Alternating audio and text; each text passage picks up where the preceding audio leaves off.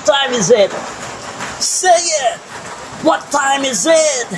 Come on, say it! What time is it? It's clobbering time! You know, yes, napanood ko na ang Fantastic Four, Her Steps. Wow! Grabe, ang ganda. Buti na lang, walang pasok pa ngayon. Kaya, ayun, nakapanood ulit ako. Grabe. Kala ko, magiging Fantastic 3. Ayun, abangan nyo lang kung ano yung sinasabi kong Fantastic 3. Pero, alam nyo ba? Naku, Fantastic 5 na yata sila. You know, Fantastic 5. Oh, ano ba ang ano? Hop! Spoilers alert! Please, panoorin nyo. Talaga naman, big time na naman si Marvel nito. At, nakita ko yata si Dr. Doom. You know? Tama na, hanggang doon na lang muna. Siguradong papunta ito sa Avengers Doomsday at Avengers Secret Wars. Ang ganda malamang. So, bye! Fabulous Vlogs! Okay, idadagdag ko lang sa mga hindi pa nakakapanood. Huwag nyo na panoorin itong aking video. Ang galing ng laban ni Galactus at ng Fantastic Four. Yun lang wow! Panalo na. Blockbuster ulit.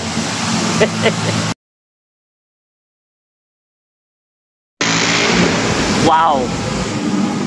Fantastic Four, First Steps.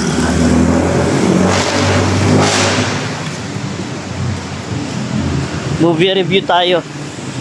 Ano pa ang masasabi talaga natin dyan sa bagong movie ng Marvel? Medyo, of course, no? Talagang excited tayo dyan.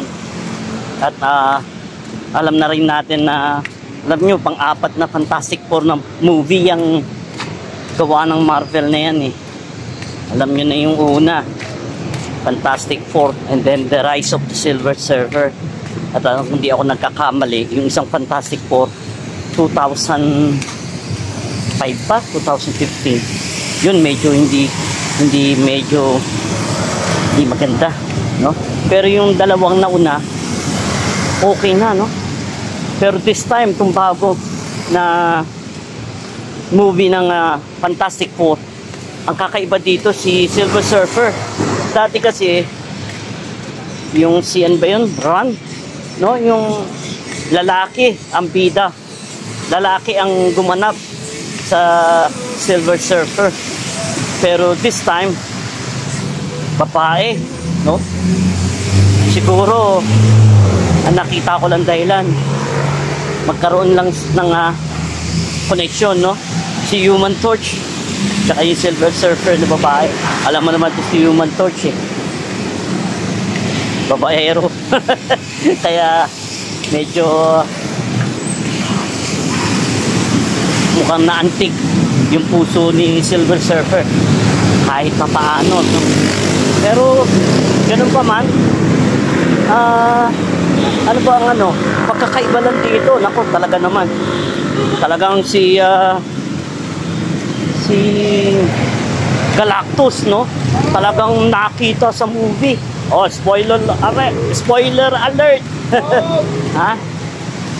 Talaga namang nakita natin naglakad, no? Sa planet Earth, no? Lalo sa mga building, no? Talagang gigante siya. Talagang yun ang yun ang best part talaga. Yun yata yung hindi na ako inantok. Talagang gising na ako nung part na yun, no? Simula nung dumating si Galactus. Dahil nung una, yung kwento tungkol sa yun nga, no, sa apat, pagiging as a family. Lalo na nagkaroon ng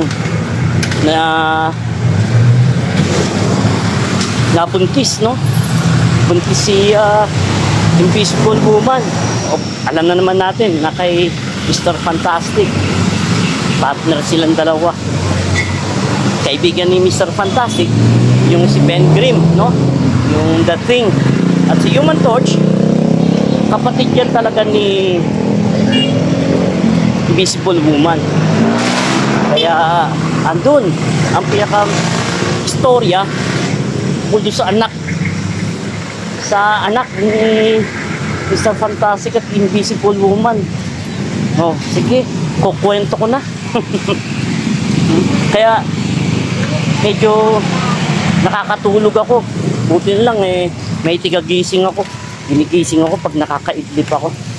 May kasama ako Kaya alam nyo na, medyo may edad na. Madali nang naantok. Lagi ako nakakatulog pag nanonood ng movie. Pero yun nga, dumating yung time na dumating na si Galactus. Ayun, medyo ginanahan na ako, no? Talaga namang napalaban ng Fantastic Four kay Galactus. Pero ang ngayon ko lang na-realize din, no? Kala natin ganun-ganun lang yung power ni Invisible Woman, pero siya talaga napalaban kay Galactus. Wow! Spoiler alert! Ha? Hindi pa yung mga talagang medyo nakontrol dun si Galactus. Pero alam nyo, may part, sige, kung ako yung nakakaidlip at gising na gising, may part din naman na ako ay naiyak. Medyo naiyak. Talagang halos basa-basa yung mata ko dahil kay kwento ko na rin. Alam nyo kasi may namatay. Ayan pero syempre may konting surprise pa ako. May namatay kaya medyo naiyak ako. Iyakalain, no? Talagang sobrang alam mo naman si Galactus, sobrang lakas talaga. Uubos ka ng power doon. Kaya ayun, may namatay. Kaya nga sabi ko, wala ng Fantastic Four, Fantastic 3 na lang. Pero wow, may surprise sa ending, no? At hindi ko nga akalain maisip na bakit. Isipin mo, pinagpalit, nagkaroon ng deal, pinagpalit ibis na kainin talaga talagang sirain ang planet Earth, ang ating planeta ni Galactus, ay mayroon siyang binigay na deal, no? Pinarating ni Silver Surfer na sige, di na gugunawin, di na kakainin ng planet Earth, di na kukunin ni Galactus, pero dapat ibigay daw yung anak, yung baby, yung anak ni Mr. Fantastic at Invisible Woman. Siyempre, hindi papayag yung mag-asawa. Anak yun Kaya, yun ang malaking suspense, no? Dahil siyempre, inaasahan din ng mga tao na ibigay na yung baby para lang sa kaligtasan ng marami. Pero hindi pumayag. Talagang gumawa ng paraan ng Fantastic Four na magawa ng solusyon na hindi makuha yung baby, anak nila. Kaya medyo palaisipan sa akin, no? Sabi pa nga ni Galactus, ang dahilan niya, yung bata, yung baby, yun daw ang magiging salvation niya. Wow! Kaya sige, dami ko na naikwento. Dapat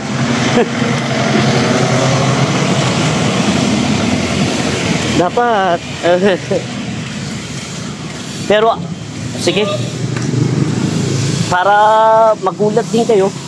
Alam niyo ba sa ending, si Dr. Doom, no? Na ang gaganap ay si Tony Stark, no?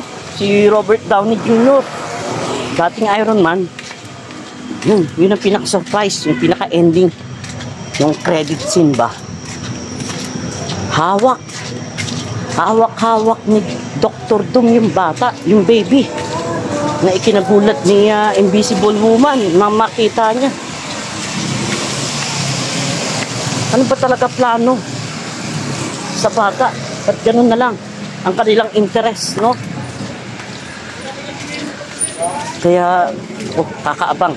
Kaya, sige, baka madagdagan pa yung kwento ko, kung ano pa maikwento ko. Tama na muna yun, ha? Sige. Sana, subscribe nyo naman. Happiness Vlogs. Ha? Bye. Thank you.